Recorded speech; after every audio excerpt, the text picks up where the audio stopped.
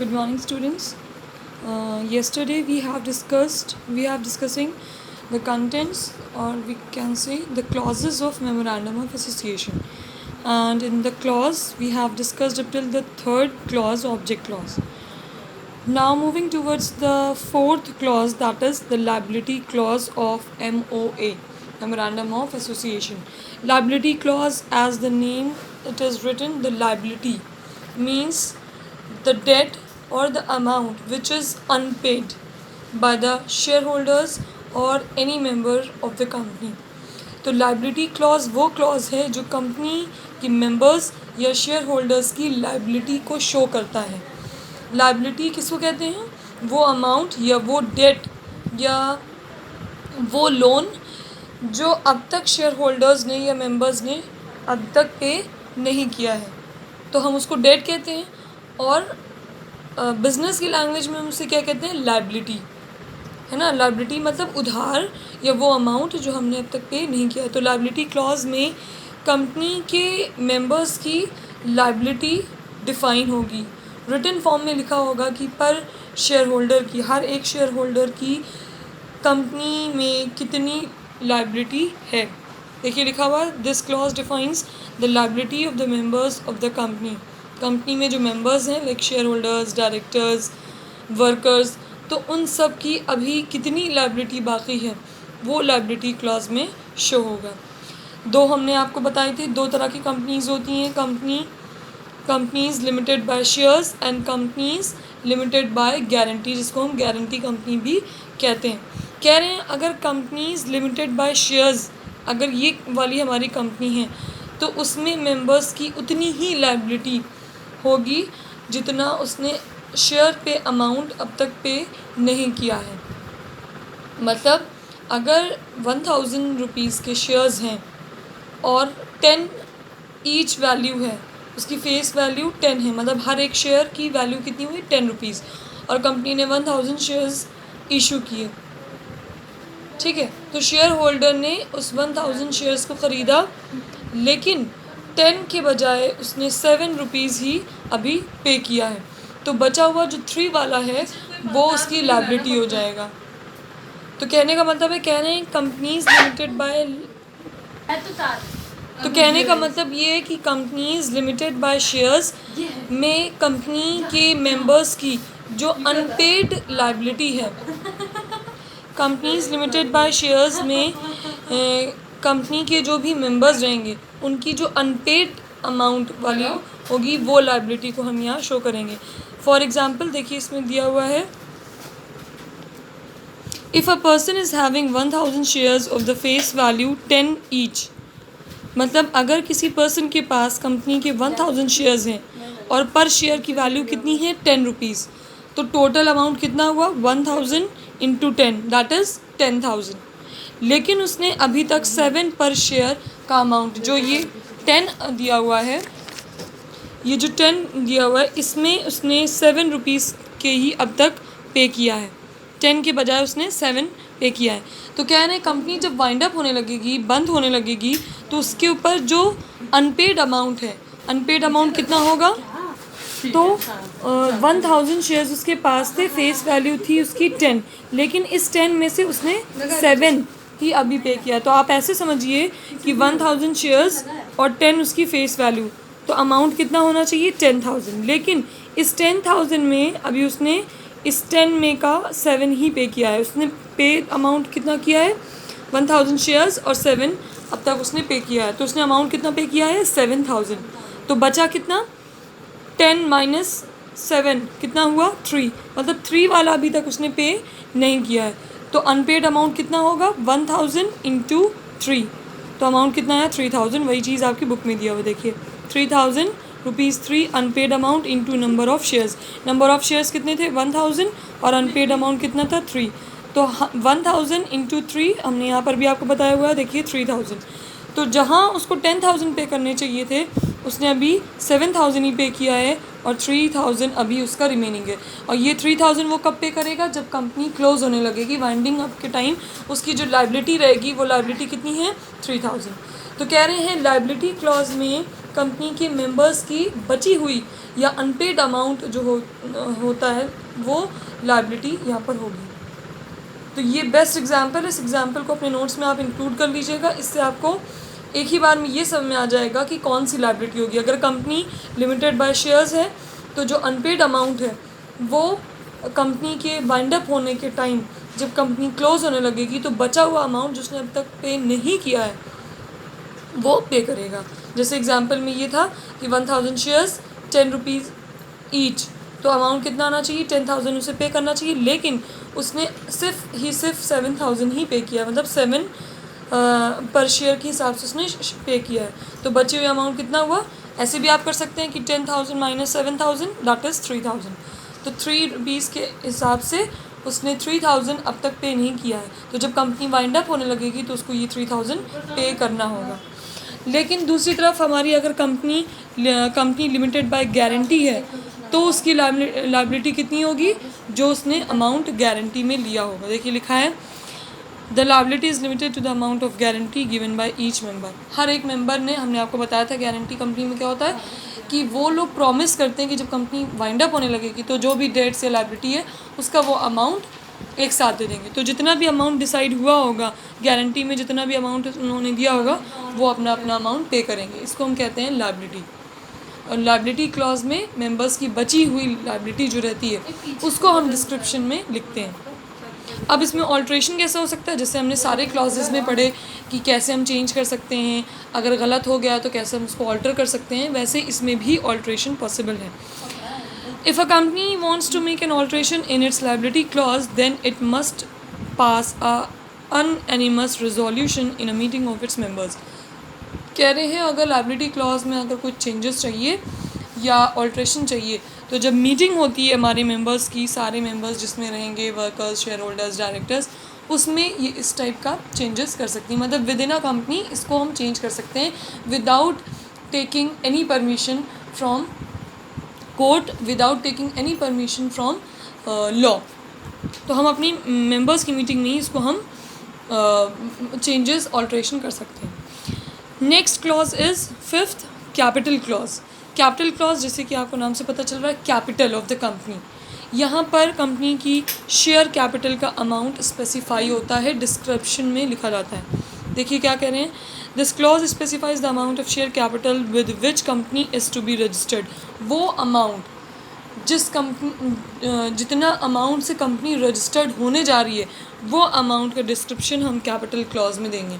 For example अभी अभी company start हुई है और कंपनी को हम रजिस्ट्रेशन करवाने जा रहे हैं, तो स्टार्टिंग की अमाउंट जो होगी उसको हम शेयर कैपिटल जिसको कह रहे हैं, मान लीजिए बहुत थोड़ी सी होती है, बाद में धीरे धीरे करके बढ़ती है, तो वो अमाउंट जब कंपनी को हम रजिस्टर्ड कराने चल रहे हैं तो वो अमाउंट जिससे हम कंपनी को रजिस्टर्ड करने जा रहे हैं तो वो अमाउंट हम स्पेसिफाई करेंगे। The capital with which a company is registered is called registered, authorised और नॉमिनल कैपिटल। ऑथोराइज्ड कैपिटल के बारे में हम बता चुके हैं आपको, जिसको हम रजिस्टर्ड कैपिटल या नॉमिनल कैपिटल भी कहते हैं। वो कैपिटल या वो अमाउंट जिस अमाउंट से हम कंपनी को रजिस्टर्ड करने जा रहे हैं उसको हम रजिस्टर्ड कैपिटल या ऑथोराइज्ड कैपिटल या नॉमिनल कैपिटल कहते हैं। नॉमिनल कैपिटल मतलब वो नॉमिनल अमाउंट, वो थोड़ा सा अमाउंट जिसको हम ले जाकर कंपनी जब हम कंपनी रजिस्ट्रेशन कराने जा रहे हैं तो उस टाइम वो नॉमिनल कैपिटल मतलब वो नॉमिनल सा वो थोड़ा सा अमाउंट जिसको लेकर हम कंपनी को रजिस्टर्ड कराने जा रहे हैं। अब आगे क्या लिखा हुआ है, company can issue only that number of shares which are authorised by its memorandum. Memorandum of association में वो नंबर ऑफ शेयर्स जिसमें जो हमने मेमोरेंडम में लिखा हुआ है उसी को हम कंपनी को लेकर इशू। तो मेमोरेंडम में जो हम अमाउंट लिखेंगे ऑथोराइज्ड का वो नंबर ऑफ शेयर्स में यहाँ हमें लिखना है। तो कैपिटल क्लॉज का इन शॉर्ट आप इतना समझिए कि कंपनी की वो नॉमिनल कैपिटल, कंपनी की वो थोड़ा सा अमाउंट जिसको हम रजिस्ट्रेशन के टाइम पे जाकर मेमोरेंडम में लिखवाते हैं, तो वो कैपिटल हमारी रजिस्टर्ड कैपिटल, नॉमिनल कैपिटल या हम ऑथोराइज्ड कैपिटल जिसको कह रहे हैं, उसका डिस्क्रिप्शन हमें यहाँ कैपिटल क्लॉज में देना होगा। ऑल्ट्रेशन इसमें भी पॉसिबल, इसमें भी हम चेंजेस कर सकते हैं। देखते हैं, a company can alter its capital clause by passing a special resolution and by obtaining the approval of company law board. एक स्पेशल रेजोल्यूशन पास करना होगा और कंपनी लॉ बोर्ड से उनको परमिशन लेना होगा, तभी कैपिटल क्लॉज में हम चेंजेस कर सकते हैं। ठीक, अगर किसी को इसके बाद भी इसमें प्रॉब्लम हो तो हमसे आफ्टर द क्लास व्हाट्सएप पे या जीमेल पे आप हमसे पूछ लीजिएगा। ठीक, नाउ मूविंग टुवर्ड्स, क्योंकि यहाँ पर कैपिटल क्लॉज की बात की गई, कैपिटल की बात की है, इसी वजह से यहाँ पर टाइप्स ऑफ कैपिटल अभी यहाँ पर आपको समझाया जा रहा है। चलिए देखते हैं, इसको पढ़ने के बाद, इसको समझने के बाद आपको सारी चीज़ें क्लियर हो जाएंगी। ऑथोराइज्ड कैपिटल किसको कहते हैं? इसको हम नॉमिनल कैपिटल भी कहते हैं, जैसे कि हम यहाँ पर पढ़ चुके हैं। इसको हम रजिस्टर्ड कैपिटल भी कहते हैं। Section 2 under 8 of the act means companies act 2013 की बात कह रहे हैं। It means such capital as is authorised by the memorandum of association of a company to be the maximum amount of share capital of the company। क्या है, company की वो capital जो कंपनी की टोटल कैपिटल होगी, मतलब company की पूरी लाइफ साइकिल में कितनी कैपिटल वो इन्वेस्ट करेंगे। जैसे कि हमने डिसाइड किया कि हम कंपनी की पूरी टोटल लाइफ में, फॉर एग्ज़ाम्पल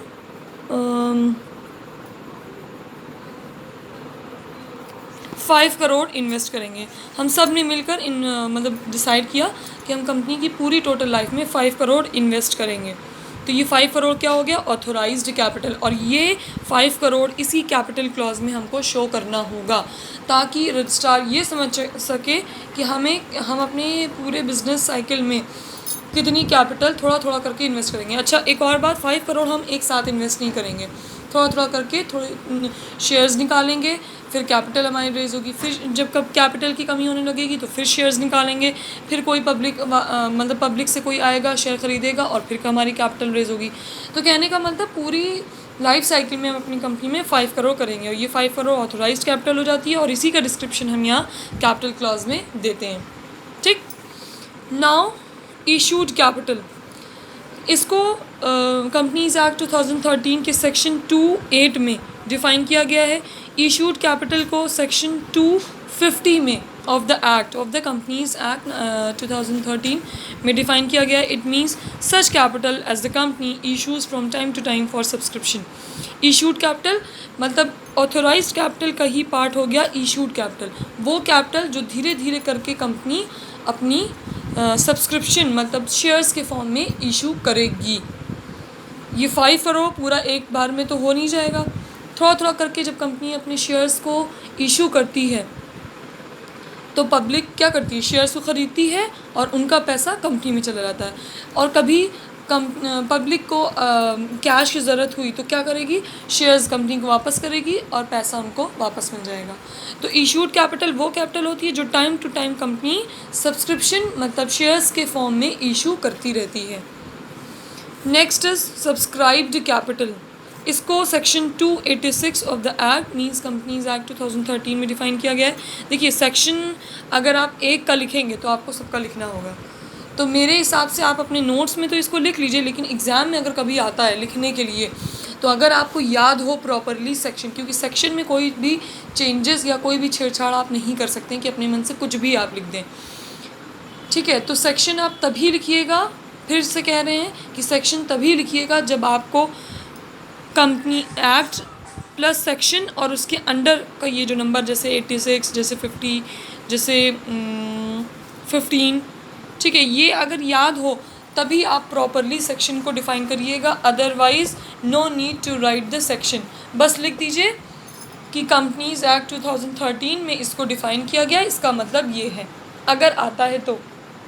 ठीक है, और अगर किसी को सेक्शन पूरा याद है तो फिर बहुत अच्छी बात है, तो आप उसमें सेक्शन मेंशन करिएगा। ठीक, नेक्स्ट है हमारा सब्सक्राइब्ड कैपिटल, जिसको कंपनीज एक्ट 2013 के सेक्शन 286 में डिफ़ाइन किया गया है। It means such part of the capital which is for the time being subscribed by the members of a company. Company के जो मेंबर्स या शेयर होल्डर्स या डायरेक्टर्स होते हैं कुछ टाइम के लिए जिसको सब्सक्राइब करते हैं। देखिए, इशूड कैपिटल हमारी जनरल पब्लिक के लिए होती है, लेकिन सब्सक्राइब्ड कैपिटल हमारी कंपनी के मेंबर्स के लिए होती है। Members like share holders, debenture holders, directors, workers, employees, ये सारे कंपनी के मेंबर्स होते हैं। और जब ये कंपनी के शेयर्स को ख़रीदेंगे या सब्सक्राइब करेंगे, परचेज़ करेंगे, तब हम उसको बोलेंगे सब्सक्राइब्ड कैपिटल। इन्होंने कंपनी के शेयर्स निकले और कंपनी के मेंबर्स ने उस शेयर्स को ख़रीद कर अपनी जितनी भी कैपिटल कंपनी के पास आई उसको हम कहेंगे सब्सक्राइब्ड कैपिटल। इसी तरह से इशूड कैपिटल होती है, शेयर्स कंपनी ने इशू किए। लाइक यहाँ पर देखिए, ऐसे एग्जाम्पल में आपको बताते हैं।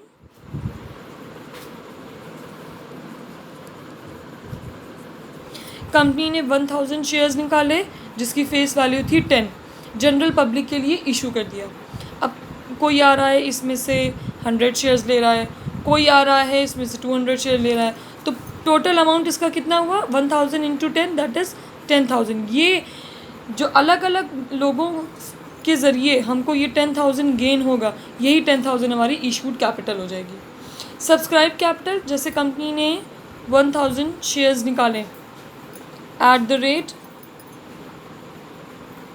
7, तो 1000 शेयर्स और 7 उसकी वैल्यू है, फेस वैल्यू, तो अमाउंट कितना होना चाहिए 7000। लेकिन ये जो 7000 है ये कंपनी के सिर्फ और सिर्फ मेंबर्स ही इसको सब्सक्राइब करेंगे, मतलब ख़रीदेंगे। तो ये जो 7000 हमारे पास इकट्ठा होगी शेयर्स को इशू करने के बाद और 7 इसकी फेस वैल्यू, तो ये जो 7000 हमको मिलेगा ये हमारा सब्सक्राइब कैपिटल होगा। याद होना चाहिए कि कंपनी के मेंबर्स ही इसको ख़रीदेंगे, जनरल पब्लिक के लिए नहीं होगी। नेक्स्ट है हमारा कॉल्ड अप कैपिटल। ये कंपनीज़ एक्ट 2013 के सेक्शन 215 में डिफ़ाइन किया गया है। It means such part of the capital which has been called for payment. जो बचा हुआ, जैसे किसी ने अभी हमने आपको ये जो अमाउंट बताया है ना कि 1000 शेयर था, 10 उसकी फेस वैल्यू थी, तो अमाउंट तो आना चाहिए 10,000, लेकिन उसने अब तक 7000 ही पे किया है। तो ये जो रिमेनिंग 3000 है इसके लिए कंपनी उसको कॉल करती है। जैसे मान लीजिए 1000 शेयर्स हैं, उसकी फेस वैल्यू है 10, तो ऐसे तो उसको 10,000 पे करने चाहिए, लेकिन उसने अब तक 6000 ही पे किया है।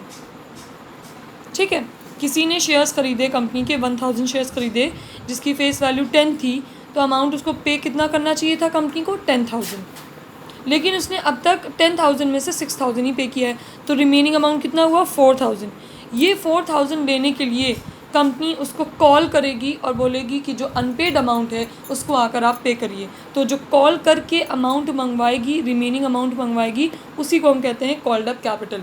तो जो बचा हुआ अनपेड अमाउंट है, जब कंपनी उसको कॉल करके, मतलब किसी भी जनरल पब्लिक या शेयर होल्डर जो भी होंगे जिन्होंने अब तक पूरे शेयर का अमाउंट नहीं किया है, तो ये जो बचा हुआ अमाउंट है, रिमेनिंग अमाउंट, उसके लिए जब कंपनी कॉल करके पेमेंट के लिए कहती है कि इतना अमाउंट आपका बचा है, आकर उसे पे करिए, तो उसको हम कॉल्ड अप कैपिटल कहते हैं। ठीक, next and the last one is paid up share capital. Last हमारा है पेड अप शेयर कैपिटल, जिसको हम शेयर कैपिटल पेड अप भी कहते हैं। ये कंपनीज़ एक्ट 2013 के सेक्शन 264 में डिफ़ाइन किया गया है, जैसे कि नाम है पेड अप शेयर कैपिटल। ये वो अमाउंट होता है जो टोटल अमाउंट मतलब टोटल अमाउंट शेयर का जिसने पे कर दिया हो। देखिए लिखा भी हुआ, it means such aggregate amount of money credited as paid up as is equivalent to the amount received as paid up in respect of shares issued, and also includes any amount credited as paid up in respect of shares of the company. तो in short आप ये समझिए कि company के 1000 shares निकले जिसकी face value थी 10, तो अमाउंट कितना टोटल पे होना चाहिए 10,000। इस 10,000 में किसी ने पब्लिक में से या किसी भी शेयर होल्डर ने 1000 कंपनी के शेयर खरीद लिया जिसकी फेस वैल्यू थी 10, उसको अमाउंट पे करना चाहिए था 10,000, और उसने पूरे के पूरे अमाउंट एक बार में ही 10,000 पे कर दिया, तो that is the paid up share capital, जो पूरा का पूरा अमाउंट एक बार में पे हो जाए। तो आई थिंक आपको जितनी भी टाइप्स ऑफ कैपिटल हमने आपको बताई, authorised, issued, subscribe, called up, paid up, वो शायद समझ में आ गई। अगर किसी को इसमें किसी भी पॉइंट में या किसी भी कैपिटल में कोई डाउट है तो प्लीज़ हमसे पूछ लीजिएगा, क्योंकि अगर यहाँ प्रॉब्लम रह गई तो आपको आगे भी प्रॉब्लम होगी, बिजनेस में भी और अकाउंट्स में तो प्रॉब्लम होगी ही होगी। ठीक है, तो ये थी आपकी types of capital. Now the 6th clause under the MOA is association, और we can say subscription clause. ठीक है, तो 5th क्लॉज हमारा कैपिटल क्लॉज चल रहा था, बीच में हमने टाइप्स ऑफ कैपिटल देखा। अब हमारा लास्ट क्लॉज है MOA का, एसोसिएशन, जिसको हम सब्सक्रिप्शन क्लॉज भी कहते हैं। लेट्स सी ये कौन सा क्लॉज है। This clause contains the declaration by the directors stating that we, several persons whose names and addresses are submitted, are desirous of being formed into a company in accordance with Memorandum of Association, and we undertake to take the qualification shares. This declaration must be signed by all the directors of the company. Association या subscription clause वो clause होता है जिसमें सारे company के जितने भी directors हैं वो एक तरह से डिक्लेरेशन देते हैं कि yes we are the directors of this company, मतलब कंपनी का नाम, उनके शेयर होल्डर्स के सारे सबके नेम्स और एड्रेस भी उसमें लिखे होंगे, और वो ये भी डिक्लेयर करेंगे कि हम कंपनी के क्वालिफिकेशन शेयर्स को ख़रीदेंगे। क्यों? क्योंकि हम कंपनी के डायरेक्टर्स हैं। ये जो क्लॉज रहेगा इसमें सारे डायरेक्टर्स की सिग्नेचर होगी। ठीक है, तो बस नॉर्मल सा ये समझिए कि एसोसिएशन या सब्सक्रिप्शन क्लॉज वो क्लॉज होता है जिसमें कंपनी के सारे डायरेक्टर्स ये डिक्लेयर करते हैं, ये एक्सेप्ट करते हैं कि they are the directors of the company, और उनके नेम्स और एड्रेस उसमें रिटन फॉर्म में लिखे रहेंगे और सारे डायरेक्टर्स की सिग्नेचर होगी। जितना भी डायरेक्टर्स का वर्क है वो उसको परफॉर्म करेंगे। ठीक, इसमें ऑल्ट्रेशन पॉसिबल नहीं होता है। जैसे सारे क्लॉजेस में हमने पढ़े कि अगर गलती हो जाए तो हम इसमें चेंजेस कर सकते हैं, ऑल्ट्रेशन कर सकते हैं। इसमें किसी भी तरह का ऑल्ट्रेशन नहीं हो सकता। देखिए लिखा है this clause can not be altered.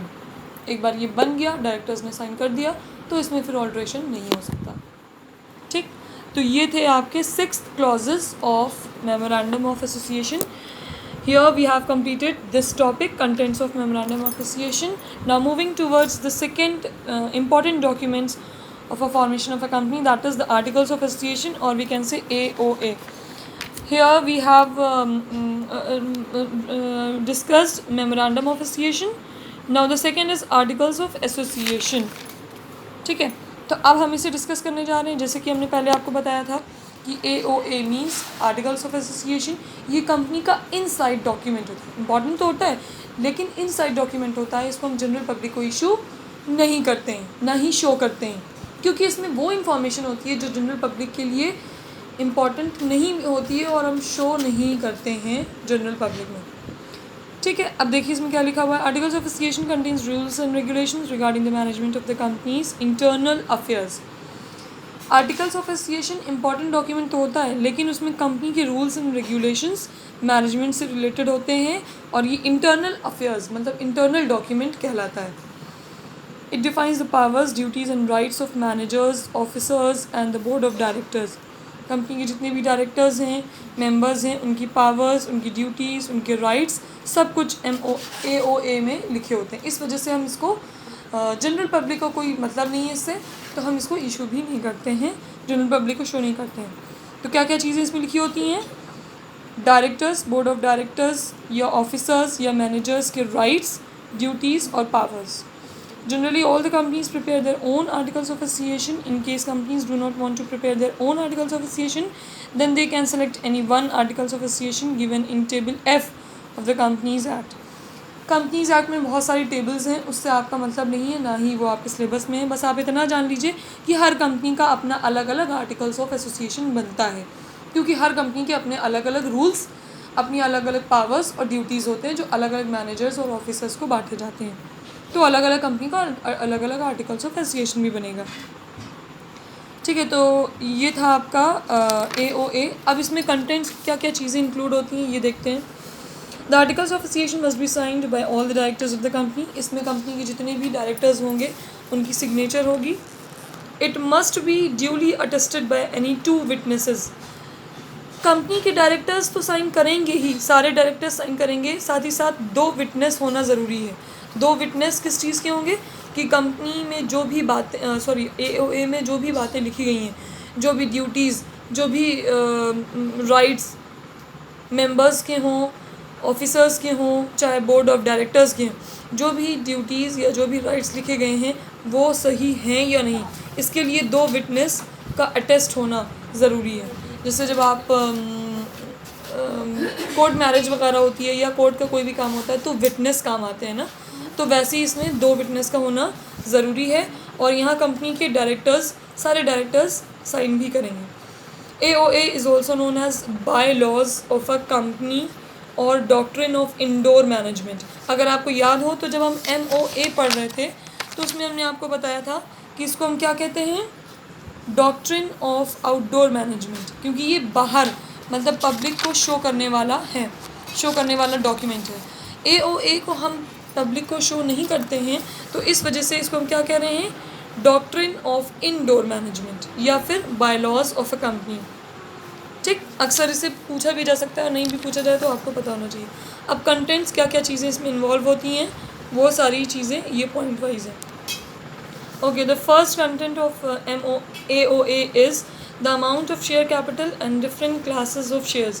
मतलब शेयर कैपिटल का अमाउंट की डिस्क्रिप्शन और अलग अलग शेयर्स, जो अलग अलग क्लासेस ऑफ शेयर्स होते हैं। क्लासेस ऑफ शेयर्स मतलब एक शेयर जो जनरल पब्लिक को हो जाएगा, एक शेयर जो सिर्फ और सिर्फ कंपनी के डायरेक्टर्स ही खरीद सकते हैं, that is the qualification shares.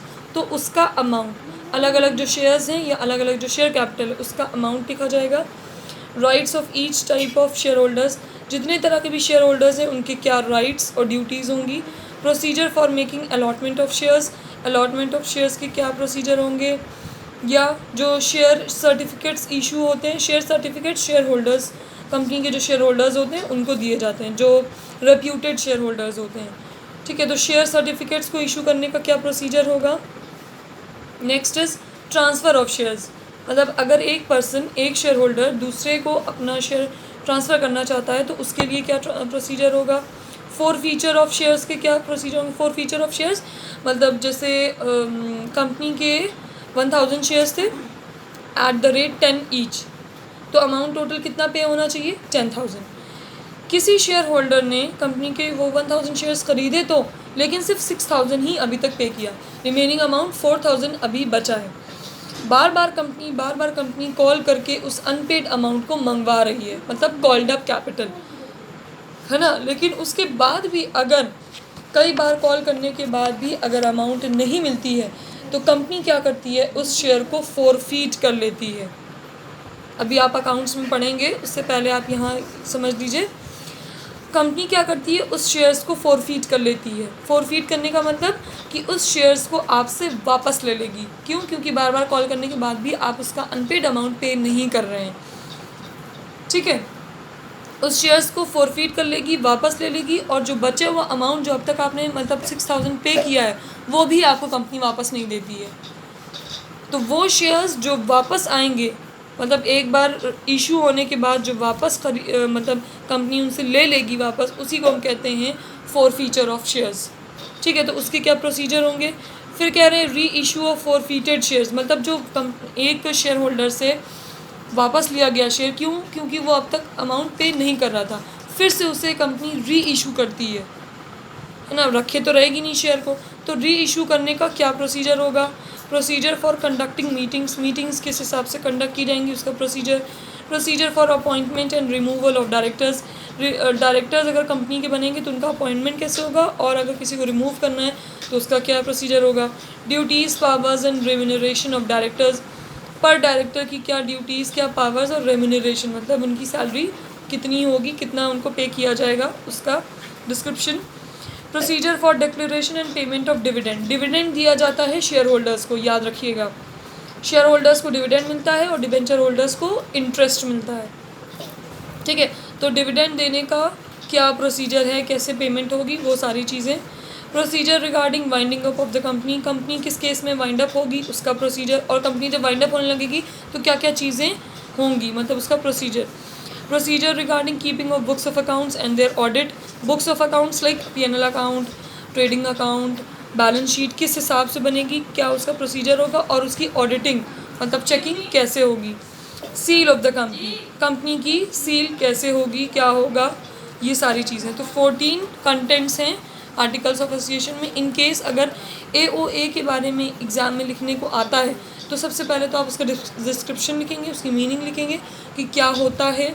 Articles of association को हम डॉक्ट्रिन ऑफ इंडोर मैनेजमेंट या बायलॉज ऑफ अ कंपनी भी कहते हैं। किसकी किसकी इसमें सिग्नेचर होती है, कितने विटनेस होते हैं, सारी चीज़ें आप लिखने के बाद कंटेंट्स लिखेंगे।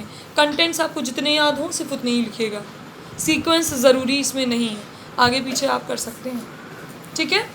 लेकिन याद रखिएगा MOA के जो क्लॉजेज हैं वो आपके सीक्वेंस वाइज होने चाहिए। मतलब ये जो आपने क्लॉज अभी पीछे पढ़ा, नेम क्लॉज, फिर सिचुएशन क्लॉज, फिर ऑब्जेक्ट, देन लायबिलिटी, फिर कैपिटल, फिर एसोसिएशन, इसका सीक्वेंस नहीं बदलना चाहिए। AOA के जो कंटेंट्स हैं इसको आप आगे पीछे कर सकते हैं, अगर कुछ मिस भी हो गया तो वो भी कर सकते हैं। भाई 14 कंटेंट्स हैं तो ज़रूरी नहीं सारे स्टूडेंट को 14 की 14 याद हो, तो आगे पीछे आप कर सकते हैं और सीक्वेंस ज़रूरी इसमें नहीं है। अब कह रहे हैं ऑल्ट्रेशन, अगर आर्टिकल्स ऑफ एसोसिएशन में अगर किसी को ऑल्ट्रेशन करना हो, चेंजेस, तो कैसे कर सकते हैं। देखिए, the alteration must not be contrary और against the provisions of memorandum of association companies act. कह रहे हैं MOA के जो चीज़ें या जो प्रोविज़न MOA के लिए बताए गए हैं चेंजेस के लिए, वही चीज़ें AOA के लिए भी हैं। It must not result in breach of contract with outsiders, outsiders से कोई भी किसी भी तरह का कॉन्ट्रैक्ट ना हुआ हो तभी चेंजेस हो सकते हैं। It must be in the interest of the company, company के हित के लिए, इंटरेस्ट मीन्स हित जैसे बोलते हैं ना, कंपनी के बेनिफिट्स के लिए चेंजेस जो आप करना चाह रहे हैं वो कंपनी के बेनिफिट के लिए होना चाहिए। It must not result in increasing the liability of its members, company के मेंबर्स की लायबिलिटी पे इसका किसी भी तरह से इफ़ेक्ट नहीं पड़ना चाहिए कि आप AOA में चेंजेस कर रहे हैं और उसकी वजह से कंपनी के जो मेंबर्स हैं उनकी लायबिलिटी इंक्रीज़ हो जाए, ये नहीं होना चाहिए। If the alteration involves conversion of public company to private company then approval of the central government must be obtain. कह रहे हैं अगर आप चेंजेस कंपनी में करना चाहते हैं, मतलब पब्लिक कंपनी से प्राइवेट कंपनी या प्राइवेट कंपनी को पब्लिक कंपनी बना रहे हैं, तब आपको सेंट्रल गवर्नमेंट से अप्रूवल लेना होगा। तो इस तरह से इस कंडीशन पे ही आप AOA में ऑल्ट्रेशन या चेंजेस कर सकते हैं। फिर उसके बाद है हमारा next difference between MOA and AOA। ये बहुत इंपॉर्टेंट डिफरेंस है, इसको आप अपने नोट्स में, देखिए लिखा भी है मैंने, इसको अपने नोट्स में ज़रूर इंक्लूड कर लीजिएगा। जितने भी पॉइंट्स हैं, 7 पॉइंट्स हैं, तो इसको आप अपने नोट्स में इंक्लूड कर लीजिएगा। साथ ही साथ इसको आपको रीड करना, ये आपका होमवर्क है। तो it's your homework to read and to write this difference between MOA and AOA in your notes। Read करिएगा, अगर कोई प्रॉब्लम आती है तो अब हम फिर डिस्कस करेंगे थ्रू GMeet। उसके बाद हमारा थर्ड आता है प्रॉस्पेक्टस। देखिए 3 इंपॉर्टेंट डॉक्यूमेंट्स थे, यहाँ हमने डिस्कस किया था। MOA हम डिस्कस कर चुके हैं, सारे क्लॉजेस भी कंप्लीट हो गए। आर्टिकल्स ऑफ एसोसिएशन डिस्कस कर चुके हैं, इसके कंटेंट्स भी हो गए। थर्ड हमारा इंपॉर्टेंट डॉक्यूमेंट है प्रॉस्पेक्टस, इसको हम नेक्स्ट टर्न पे डिस्कस करेंगे। तो today we have the last class before pre periodic exam. Pre periodic exam से पहले ये हमारा लास्ट क्लास है, क्योंकि 21 को आपका हॉलीडे होगा और 22 से आपका एग्ज़ाम स्टार्ट है। तो अब बचा आपके लिए 2 टॉपिक जो चैप्टर 2 में कंप्लीट नहीं हो पा रहे, that is prospectus and the last topic choice of form of business enterprise. अगर GMeet पे ये हो पाता है तो हम करेंगे, अदरवाइज़ ये 2 टॉपिक आपका रह जाएगा जो हम एग्ज़ाम बाद आपसे डिस्कस करेंगे। तो घबराइएगा नहीं, अगर ये 2 टॉपिक नहीं आ पा रहा है तो ये एग्ज़ाम में भी नहीं आएगा। हाँ, बचे हुए ये केस स्टडी, इसको हम GMeet पे आपके क्लास में डिस्कस करेंगे, ठीक।